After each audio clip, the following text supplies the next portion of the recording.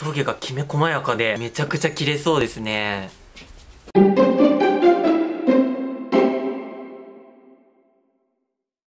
皆さんこんにちは。今日はですね、大阪にある合田商店さんにやってまいりました。合田商店さんでは料理などで使うおろし金を作っているんですけれども、こちらご覧ください。こちらが合田商店さんで実際に作られて販売されているおろし金なんですけれども、皆さんが家庭で使っているものとは全然違うと思います。本当にこの目も細かくて繊細で、どんな職人さんが作っているんでしょうか。お話を聞いてきたのでご覧ください。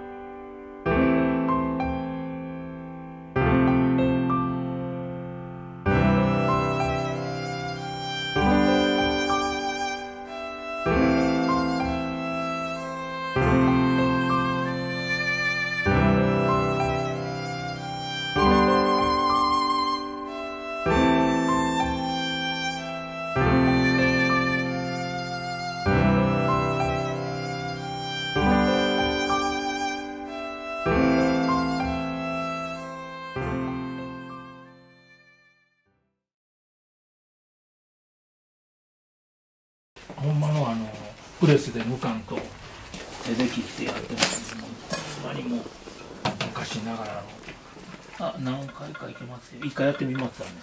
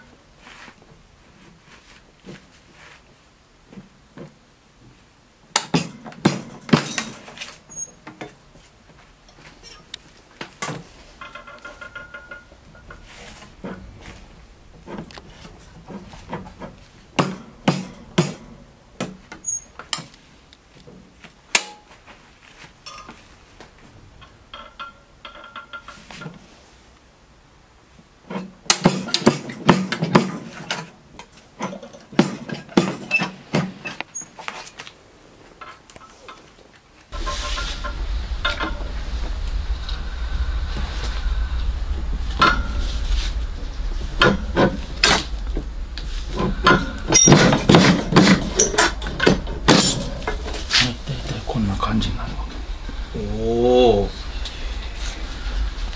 これが大体大雑把な切る作業です。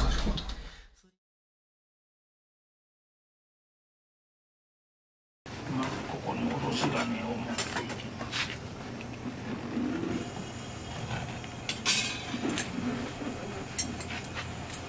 乗せて挟んで、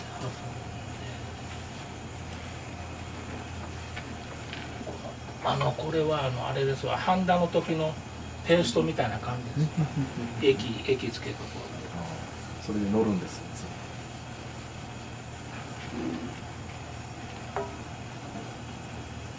これは売ってないから自分で配合して自分とこなりで自分がええものを作るわ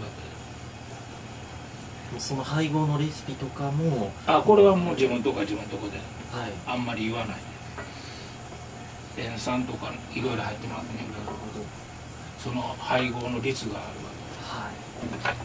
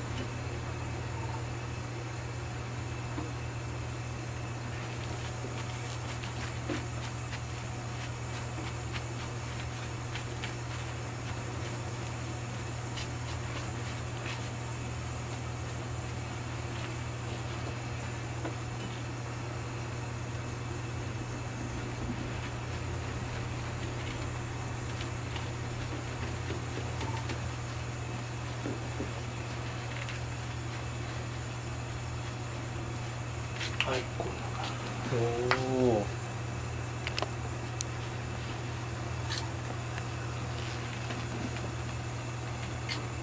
均一に鈴が引かれて、すごい顔が反射するぐらい光り輝いてます。混んでいける？はい、大丈夫です。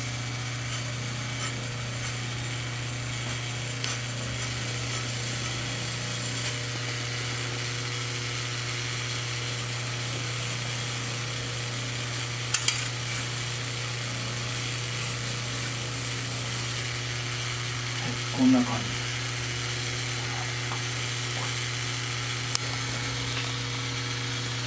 そっちと。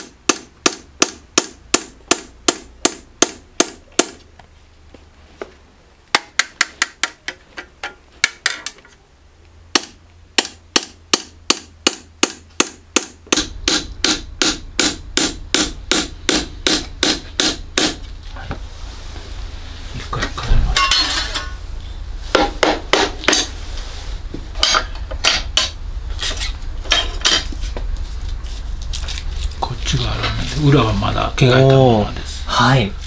こっちまた細め立てるわけ。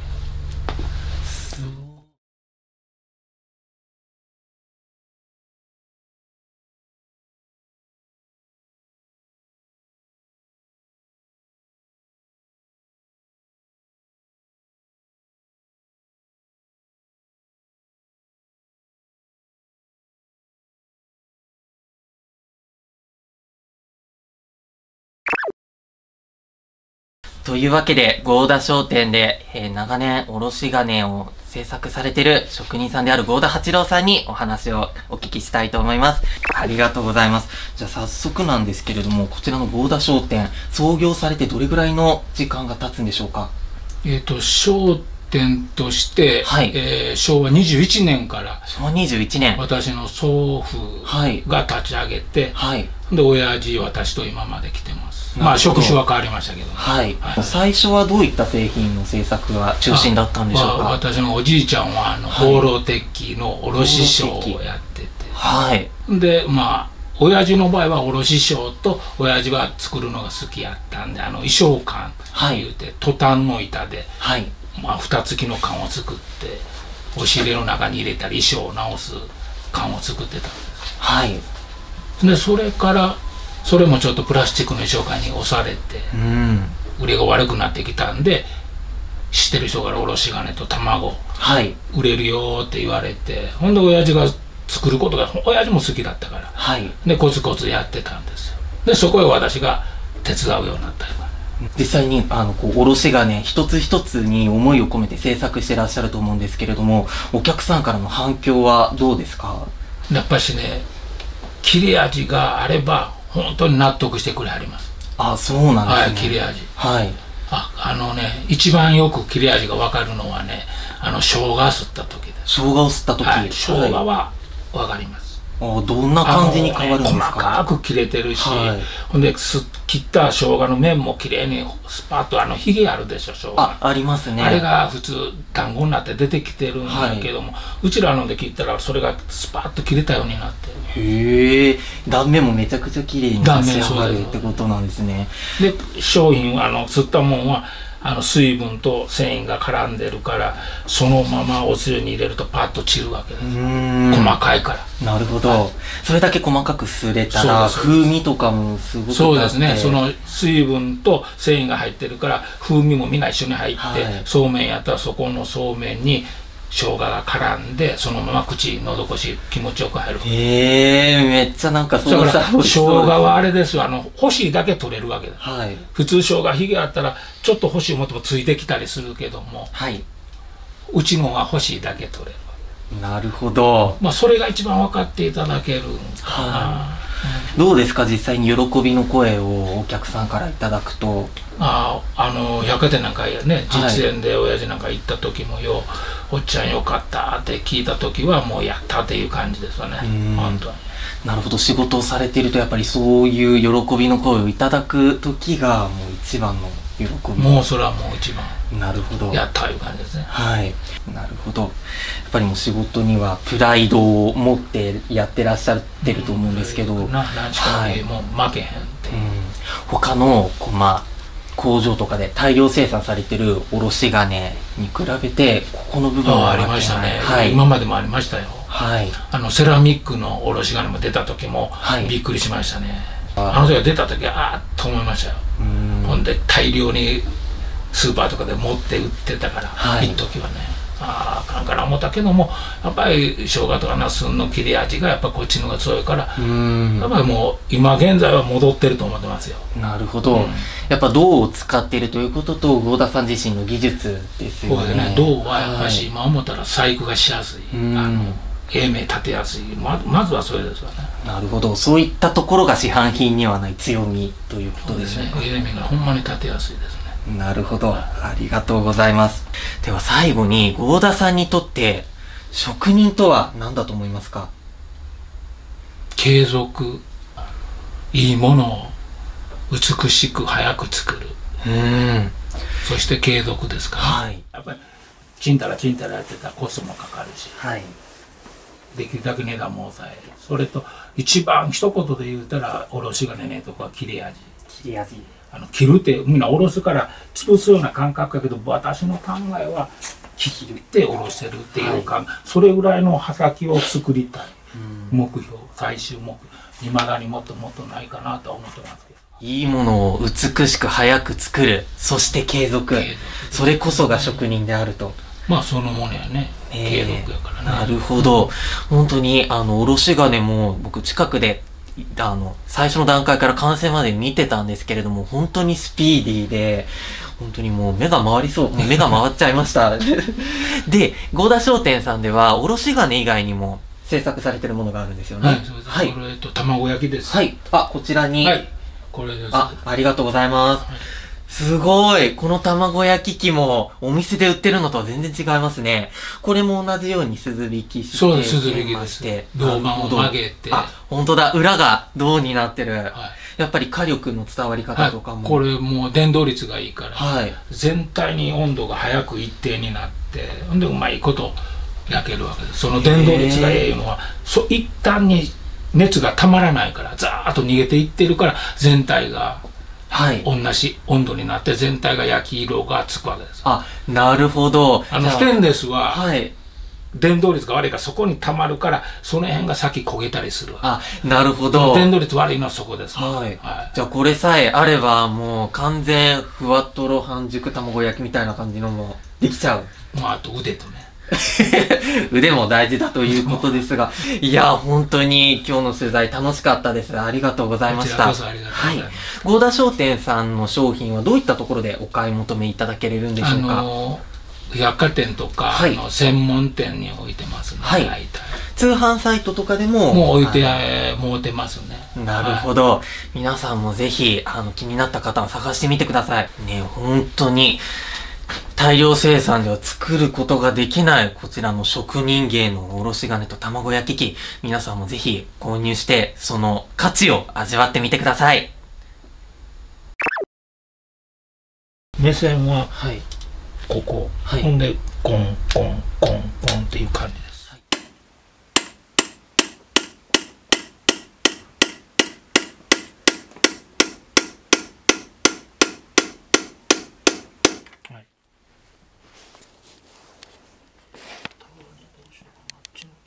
船の形、これが船の上で、はいそこがこうなんですけど、そうですねこうですね、はいこういう感じで。斜面が下になるようもうちょっと上げような、か、はい、そうそうそうそう、感じですねここで結構いくと、はいもうちょっとね、はい形先いきましょうか。はいそうですね、こんな感じですね、はいもう押していったトらもうンやって持っていくいうよりも跳ね返ってきたらもうすぐ行ってると思いますよ、一回。では行きますね、はいあれあれ穴すら開いてないもうちょっと強くはいあ初めははいそんな早うしよう思わんと、はいコンコンと置いていくような感じで打ちはったよ。もう一発一発釘を打つみたいにコン、ほんでまたこっち持ってコンで、それを慣れてきたらちょっと早く早く早く早く。じゃあ大田さんのアドバイスをもとに一個一個着実に打っていきます。強さ的にはこんな感じでやばい指を本当にこれ打ってしまいそうで